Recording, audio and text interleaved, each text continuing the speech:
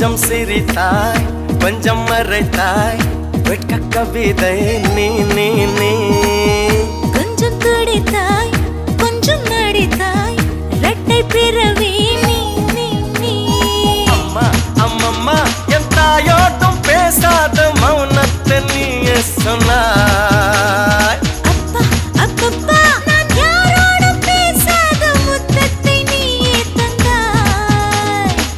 5 வயது பிள்ளை போலே அச்சச்சோ புச்சத்தாலே கொஞ்சி கொஞ்சி என்னை கொண்டால் பருவாயில்லை